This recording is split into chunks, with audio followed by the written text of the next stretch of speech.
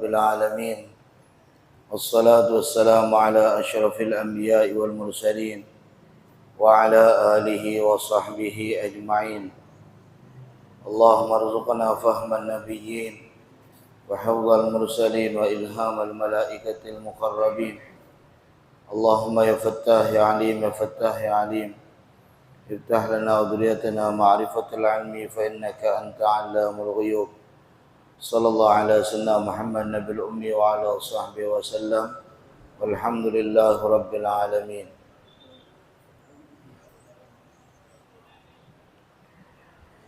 Para jemaah Masjid Al-Mu'minun yang dirahmati oleh Allah Subhanahu wa taala. Alhamdulillah, kita bersyukur kepada Allah yang telah menganugerahkan kepada kita nikmat iman dan Islam, yang telah memberikan kepada kita nikmat sehat wal afiah dan keberkahan umur, yang telah memudahkan langkah kaki kita menuju masjid ini untuk melanjutkan daripada taklim kita kitab Kifayatul Atqiya. InsyaAllah sebelum Isya saya mohon izin, ada ceramah Isra wal Mi'raj di seberang karena macet. Yang kedua, Sabtu akan datang kita off karena nisfu Syaban. Sabtu akan datang kan? Malam Ahad, malam Minggu. Ya, Sabtu akan datang kita nisfu Syaban. Jadi taklim off, Sabtu sekali lagi kita sekali taklim, habis itu off kita. Ya, berarti 24, 29, 5, tanggal 2. Nah, kita masih ada taklim sekali lagi. Jadi Sabtu depan off, Sabtu depan lagi kita taklim. Ya. Itu pun masih ada guys, Islam ya kan. Para jamaah sekalian yang dirahmati oleh Allah Subhanahu wa taala. Selanjutnya, amalun li ajlin nasi syirkun tarkuhu linnasi dzaka huwa riya'u sabahlula. Beramal karena manusia itu adalah syirik, dan meninggalkannya karena manusia itu dia adalah riya. Dia dinamai seorang yang pengangguran, tidak pada amal dunia dan tidak pula pada amal akhirat. Maksudnya apa? Manakala beliau ini pengarang kitab Sayyid Bakari menjelaskan bahwa riya itu termasuk perkara yang membinasakan. Di antara manusia ada orang yang meninggalkan amal karena takut menjadi riya. Kenapa Bapak tidak sholat di masjid? Saya takut riya. Ya, saya takut riya. Ini letak kesalahannya. Ya, dia merasa bahwa bagian dia meninggalkan amal karena takut bagi diri dia adalah riya, maka mengisyaratkan kepada suatu celaan terhadapnya, ya, sesuatu hinaan kepada orang yang mengatakan itu. Karena kenapa? Amalun li ajlin nas, beramal karena manusia. Dan dia tidak sadar perkara ini dijelaskan oleh para ulama adalah syirik. Ya, perkara ini masuk bagian daripada syirik. Kenapa? Dia beramal bukan karena Allah, tapi amal karena manusia. Dia meninggalkan amal karena manusia, bukan karena Allah. Kenapa ibu-ibu tidak pergi majelis taklim? Sendaina takut tetangga bilang saya riak, jangan. Atau ibu sendiri yang menjawab, saya tidak mau riak bah, nunjuk-nunjukkan orang, saya mau pergi itu bisa. Lebih baik kita jawab, kenapa bapak tidak ke masjid? Malas, saya capek. Udah, lebih baik, ya kan? Daripada kita termasuk perkara syirik. Kalau bapak ibu jawab, ya saya malas atau saya kecapean. Udah, masih dapat pahala enggak? Masih dapat pahala. Satu. Kan gitu. Kalau kita melangkahkan kaki menuju rumah Allah, kita dapat langkahan kakinya. Sebagaimana di dalam hadis Rasulullah SAW, wa kullu khatwatin tamshiha ila shalah sadaqah. Setiap langkah menuju tempat solat itu sedekah. Ya. Ada juga para ulama menjelaskan di dalam kitab Al-Jawahirul Lu'lu'iyah, ya, dijelaskan ketika langkah kaki menuju tempat solat itu adalah sedekah, maka dia bisa dimaknakan secara umum, bukan hanya tempat solat. Masuklah dari segala langkah yang menuju kepada kebaikan. Kalau dia pergi menuntut ilmu, dapat dia menuntut ilmu, ya. Kemudian jamaahnya mungkin dapat 27 derajat, ya. Tapi kalau dia sudah meninggalkan masjid dengan alasan takut riya, dia kena perkaranya adalah masuk bagian daripada syirik, sebagaimana diucapkan tadi, amalun li ajlin nas syirkun. Beramal karena manusia itu adalah syirik, ya, itu adalah syirik. Dan meninggalkannya karena manusia adalah riya, ya. Jadi para jamaah sekalian yang dirahmati oleh Allah, karena kita semua diberikan oleh Allah hati, dan Allah senantiasa memperhatikan daripada makhluknya, itu akan membawa kita kepada larinya kebaikan yang akan diberikan kepada kita. Maka di dalam bait yang saya baca tadi ini diambil daripada perkataan Imam Fudail bin Iyad. Imam Fudail bin Iyad yang mengatakan bahwasanya amalun li ajlin nas syirkun tarkuhu lin nasi dzaka huwa riya. Ini dikatakan Imam Fudail bin Iyad, meninggalkan amal karena manusia itu adalah riya, dan beramal karena manusia itu adalah syirik. Dan ikhlas itulah Allah selamatkan engkau daripada keduanya. Ikhlas yang bisa menyelamatkan kita. Apa kata Imam Ghazali rahimahullahu ta'ala?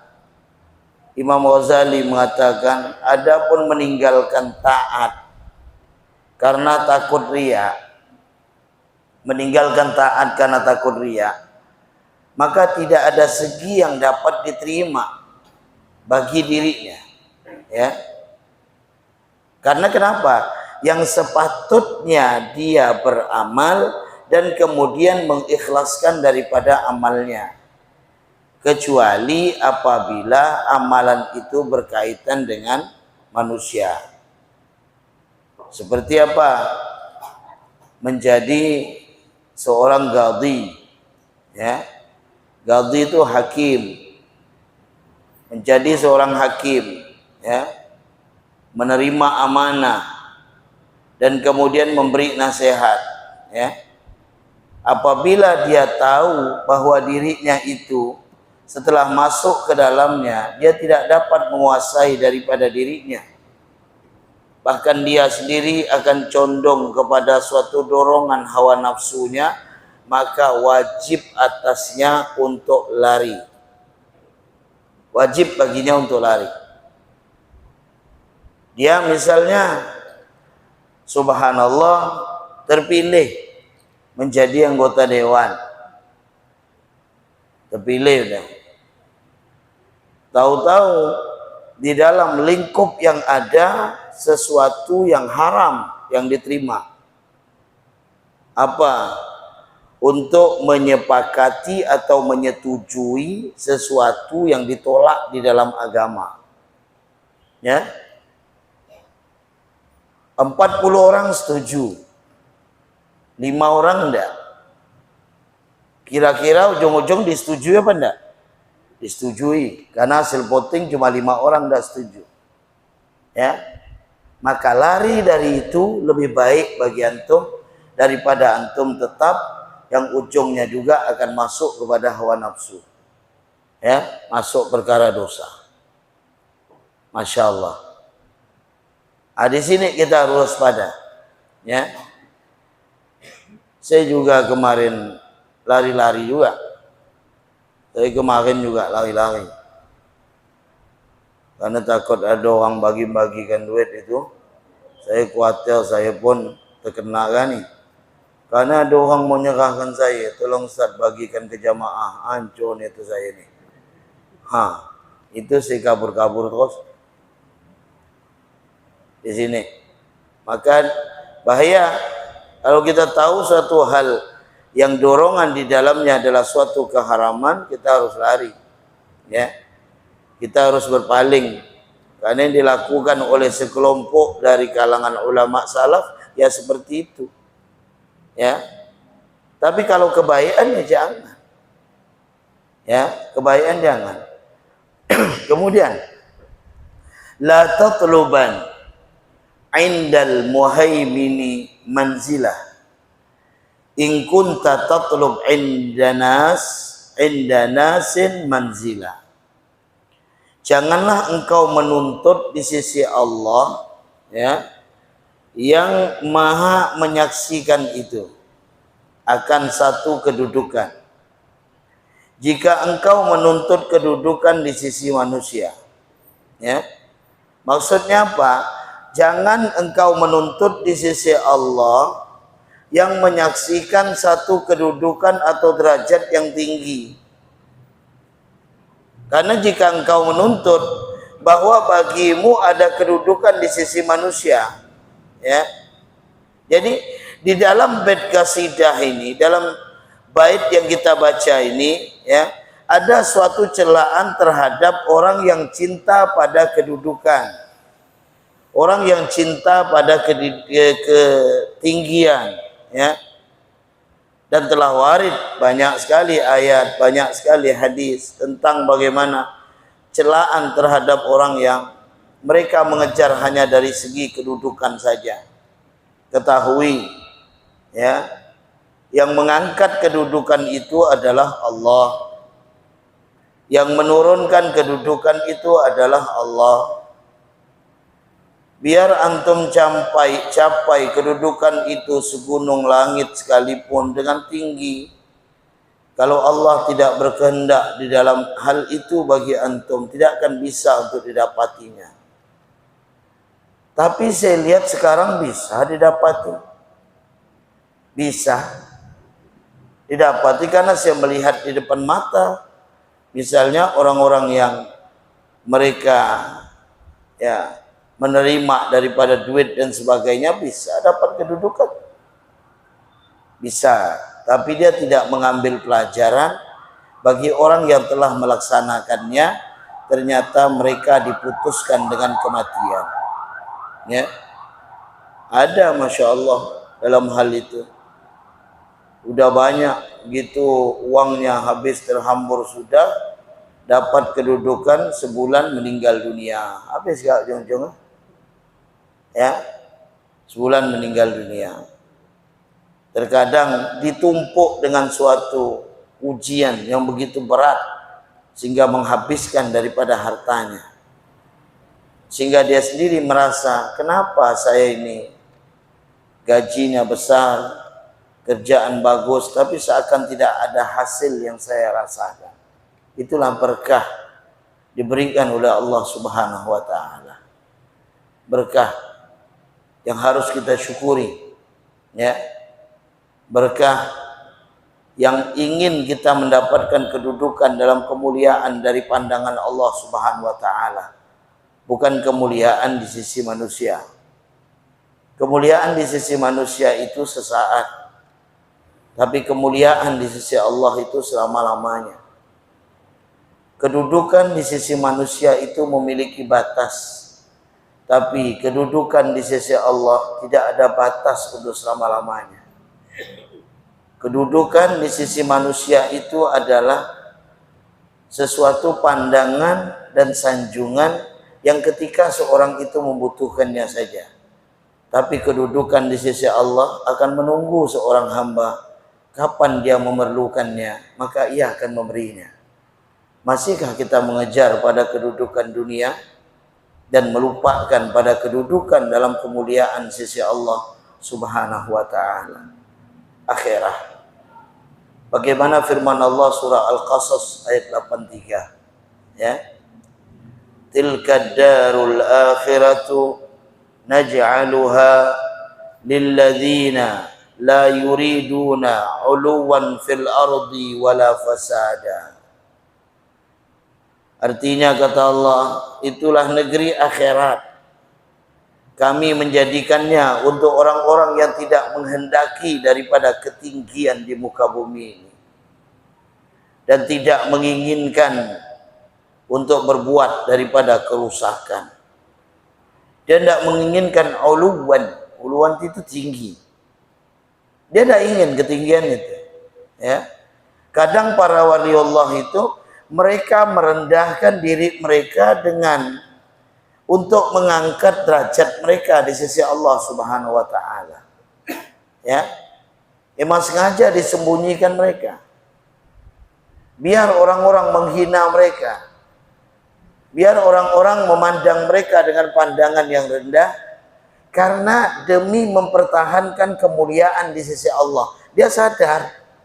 Jadi boleh kalau antum merendahkan diri antum di hadapan orang lain dengan tujuan untuk mempertahankan kemuliaan antum di hadapan Allah, silakan. Karena mungkin ketika kemuliaan di sisi manusia ini antum tidak kuat. Tidak kuat. Mulia nih di sisi manusia nih. Ya. Manusia menyanjung-nyanjung antum. Manusia memuji-muji antum. Kuat tak? Ada antara kita tidak kuat. Ketika semakin dipuji, makin disanjung, makin melambung. Ada tak? Ya kan? Kalau kita tidak kuat seperti itu, kita hinakan diri kita dengan harapan supaya mempertahankan kemuliaan di sisi Allah, silakan. Karena yang kita cari adalah kemuliaan Allah. Karena dengan ketinggian mungkin akan menjadi rusaknya hati antum untuk terhubung kepada Allah Subhanahu wa taala. Karena ketinggian. Dan orang yang tinggi telah berbuat baik, kadang dengan kebaikannya itu mencari ada tidak orang yang memuji saya. Kuat tidak antum seperti itu? Ya, kita udah diberikan kedudukan, udah tinggi. Ya. Biasanya kalau orang yang tidak kuat, dia akan mencari orang lain supaya bisa memujinya. Ya. Setiap apapun kebaikannya. Dia bisa bersedekah. Dia mulai nampaknya merendahkan, padahal ujub. Saya nih Pak Jailani, tidak ada sedekah saya nih. Masih kurang rasanya. Padahal yang saya tunggu beliau mengucapkan, ya Allah Ustaz, Masya Allah antum tuh betul-betul sedekah antum. Ya beliau puji saya. Tujuan hati udah berubah. Kalau kita tidak kuat seperti ini, udah lebih baik tetap dalam kehinaan. Ada seorang waliullah, namanya saya lupa. Itu hidup di zaman Kiai Hamid Pasuruan, Mbah Hamid. Antum kalau pergi ke Pasuruan, dekat alun-alun, kalau di daerah Jawa itu kan alun-alun pasti masjid. Ya. Ada Masjid Jami Pasuruan besar itu. Antum jalan lagi sedikit, masuk dalam lorong itu ada makam waliullah namanya Kiai Haji Hamid Pasuruan. Masya Allah, di zaman beliau ada suatu kisah yang mana ada satu murid jamaah Mbah Hamid, ya, tinggal di satu daerah. Dia bilang, ada di satu daerah engkau seorang waliullah, ciri-cirinya seperti ini, ciri-cirinya seperti ini, ya. Dicarinya, sekali dicarinya dapat. Inilah ciri-cirinya, tapi seakan dia punya penampilan itu kumuh, orang fakir, orang yang gila seakan-akan nampaknya. Begitu dia pun bersalaman dengan orang itu lari, dan kemudian muridnya Mbah Hamid tadi ini memanggil nama. Ya fulan, terkejut ya. Bagaimana mungkin kau tahu nama saya? Engkau adalah seorang waliullah. Dari mana kau tahu kedudukan itu saya miliki? Saya menyampaikan salam daripada Mbah Hamid Pasuruan, bahwa mengatakan bahwa engkau adalah waliullah. Itu dia ngomel-ngomel dengan Mbah Hamid, marah-marah. Sampai tidak lama dia berdoa, ya Allah, kalau kedudukan ini membuat hamba semakin binasa, maka wafat adalah pilihan hamba, ya Allah. Meninggal dia tidak lama. Karena dikhawatirkan kedudukan ini justru tidak kuat. Bayangkan, kadang orang udah disebut orang lain wali aja, oh makin jadi deh, bahaya. Misal Ami Mukhtar nyebut anak, oh itu sana tuh wali, mulai dah di sini, mulai dah dia naik. Nanti lalu ketemu orang, dia bilang anak ini tak mau ngaku, sebenarnya anak ini wali. Kan bahaya nih. Karena ada tuh wali yang minta didudukkan, ya. Wali yang minta didudukkan, sehingga dia ingin ketinggian. Tidak ada seorang wali itu ingin ketinggian dunia, itu tidak ada. Karena dia tahu bahwasanya ketinggian dunia itu terkadang yang menjadi jalan untuk mencelakakan diri dia. Tidak ada wali itu meminta kedudukan yang tinggi, itu tidak ada. Karena dia sadar yang memberikan kedudukan yang hakiki itu adalah Allah Subhanahu wa ta'ala. Antum mau sebut kewalian satu orang, hatta 1000 kali antum sebut, kira-kira ada tidak merasa orang yang disebut? Kalau andai kata merasa, itu bahaya. Itu bahaya. Ya. Karena kenapa? Kita sendiri merasakan malu dan lebih tahu akan dosa kita di hadapan Allah Subhanahu wa ta'ala dibandingkan orang lain yang melihat. Sedangkan posisi itu orang nyebut antum wali. Apa antum tidak malu? Apakah ini semakin dijadikan kedudukan tinggi di sisi manusia supaya antum mendapatkan segala-galanya dengan kedudukan itu? Tidak. Celaka dan binasa kalau andai kata ada orang yang seperti ini, ya. Jadi cinta harta dan kedudukan adalah menumbuhkan sifat munafik. Bukan memiliki, tapi cinta. Ya. Lalu nanti orang milik harta, milik ini, lalu dia kedudukan, lalu dia dikatakan munafik. Enggak, cinta. Kalau dia ada cinta harta, cinta kedudukan, itu jalan untuk menumbuhkan sifat munafik di dalam hatinya. Munafik dalam hatinya. Sebagaimana air akan menumbuhkan sayur mayur. Ya. Air kalau tumbuh sayur mayur itu kan banyak. Gitu juga, ya. Cinta harta, hubbul mal wal jah, cinta harta dan kedudukan dapat menumbuhkan dalam hatinya itu sifat munafik. Ya, munafik itu masuklah bagian daripada jalannya lidah tidak sesuai dengan apa yang ada di hatinya. Itu munafik di pandangan Allah. Manusia memang tidak tahu. Manusia mengetahui bersihnya lidahnya dan baiknya di dalam perkara kesehariannya. Ternyata munafiknya dalam pandangan Allah Subhanahu wa taala. Karena kenapa? Allah tidak mengukur kita pada zahir. Allah itu mengukur kita pada batin. Kalau saya dan Bapak Ibu sekalian tuh ngukur pada zahir, ya kan? Saya lihat bapak-bapak ini, Masya Allah. Masya Allahnya saya itu karena zahirnya Bapak bagus. Gitu. Tapi kalau Allah tidak pandang zahirnya, yang Allah pandang itu batinnya. Batinnya. Ternyata apa yang diucapkan dari lidahnya berlawanan dengan batinnya. Maka dalam pandangan Allah, dia termasuk bagian orang yang munafik. Masuk.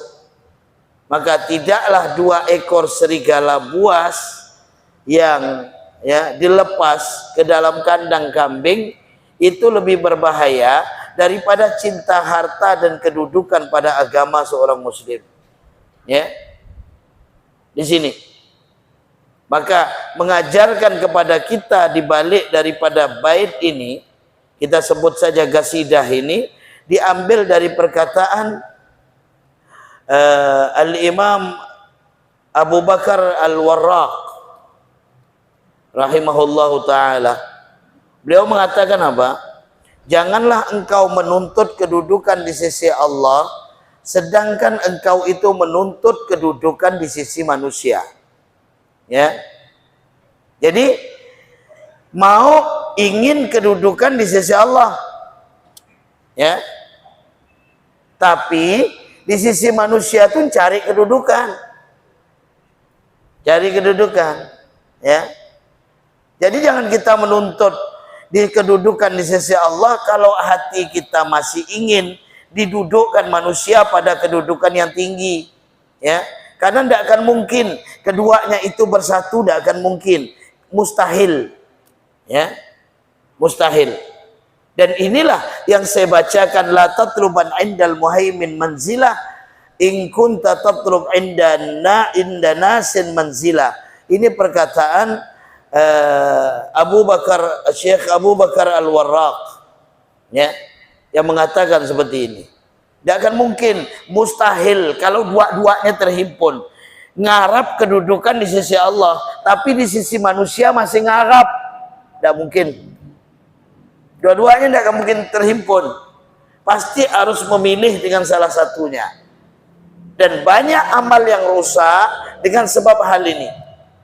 Maka jadilah dia orang yang selalu gemar, selalu ingin berlaku kasih kepada mereka. Dia selalu riya karena mereka. Maka di dalam keadaan ini dia mengarahkan perhatian kepada suatu yang dapat memperbesar dari kedudukannya di sisi mereka, sisi manusia saja. Buka-bukalah dia senyum terus, ketemu orang lain ramah, dia apa dalam hatinya supaya orang lain mendudukkan saya. Allahu Akbar. Supaya orang lain mendudukkan saya. Coba untuk melihat, ada seorang ulama besar, Allah yarham, Syekh Sa'id Ramadan Al-Buti, yang beliau wafat sedang ngajar di bom itu. Belum beliau meninggal, kemudian ditembak lagi dari Suriah. Ya Allah, itu orang alim besar. Ketika Habib Ali Al-Jufri datang ke Suriah melaksanakan dakwah, beliau pun datang. Beliau datang. Beliau duduk di bawah bersama para jamaah. Duduk bersama para jamaah. Walaupun ujungnya ditarik ke depan. Artinya apa? Bahwasanya bukan yang dipikirnya adalah kedudukan manusia, tapi yang mengangkat kedudukannya Allah. Padahal kedudukan beliau luar biasa. Beliau itu kan udah tua. Beliau pernah dialog kepada Syekh Nasiruddin Albani, yang katanya ahli hadis itu. Sehingga ada buku Pintar Debat Wahabi yang disusun itu Syekh Said Ramadan Al-Buti, itu alim besar ya, yang ujung-ujungnya Wahabi pun terdiam dengan beliau karena alimnya. Maka dicari cara bagaimana beliau ini bisa meninggal karena ilmunya yang begitu luas ya. Dan kalau beliau menjelaskan tentang ilmu, antum bisa buka di dalam YouTube ya, ambil ilmu dari beliau. Banyak hikmah itu. Syekh Said, tulis namanya Syekh Said Ramadan Al-Buti. Namanya Syekh Said Ramadan Al-Buti. Ya. Itu orang alim besar. Nah, kedudukan di sisi manusia tidak dipedulikan. Yang penting kedudukan di sisi Allah. Ya. Nah, di sinilah sifat kemunafikan itu apa? Segala ucapan, segala perbuatan yang dilakukannya di manusia itu berbeda dalam pandangan Allah Subhanahu wa taala. Maka ketahui tidak mungkin bagi seorang manusia untuk tidak mengingini kedudukan di hati manusia selama dia masih bersikap tamak. Tidak mungkin. Ya. Kalau antum ketemu orang tamak, dia bilang saya ini tidak ada lain, saya hanya mencari kedudukan di sisi Allah. Bohong. Ya. Tidak akan mungkin kedudukan di hati manusia, ya, dia akan lari daripadanya selama tamak masih ada. Ya. Karena tidak terputus ketamaannya itu dari mereka, melainkan dengan bersikap qanaah. Kalau ingin kita melepaskan sifatnya qanaah. Qanaah itu apa? Puas dengan setiap kenikmatan yang diberikan oleh Allah Subhanahu wa taala. Maka kata ulama, tidak sempurna meninggalkan kedudukan itu kecuali dengan sifat qanaah. Ya, untuk meninggalkan kedudukan itu, ya. Alhamdulillah, berapa kali pertemuan kita sudah menyelesaikan di dalam bab ini. Insya Allah selanjutnya kita akan lanjutkan tentang uzlah. Kita sering mendengar tentang uzlah. Karena di antara wasiat 9 yang telah saya jelaskan satu persatu, di antaranya masuklah bagian daripada uzlah. Uzlah itu apa? Ya. Dan bagaimana kita bisa memahami makna secara hakikinya tentang uzlah itu? Insya Allah akan kita jelaskan pada pertemuan selanjutnya. Bagaimana kita mempraktekkan uzlah dalam kehidupan kita sehari-hari. Ya, pertemuan akan kita lanjutkan pada 2 Sabtu akan datang. Berarti Sabtu depan kita off. Sabtu akan datang lagi. Sekalian kita menutup majelis taklim kita, persiapan untuk menyambut bulan Ramadan. Mudah-mudahan semua sehat walafiat kita. Mudah-mudahan Allah sampaikan hajat kita. Allah bebaskan dari segala kesulitan dan kesusahan kita. Allah lepaskan dari hutang piutang kita. Allah Subhanahu wa taala memberikan ketenangan dalam kehidupan kita dunia wal akhirah, dan Allah jadikan anak keturunan kita orang yang saleh dan salehah, orang yang alim dan alimah. Allah terangi kubur kedua orang tua kita. Allah turunkan rahmat di dalam kuburnya. Allah jadikan kubur mereka taman daripada taman surga. Rabbana atina fid dunya hasanah wa fil akhirati hasanah wa qina adzabannar. Sallallahu alaihi wasallam Muhammad nabil ummi wa ala sahbihi wasallam. Walhamdulillahi rabbil alamin. Subhanakallahumma wa bihamdika asyhadu an la ilaha illa anta astaghfiruka wa atubu ilaik. Assalamualaikum warahmatullahi wabarakatuh.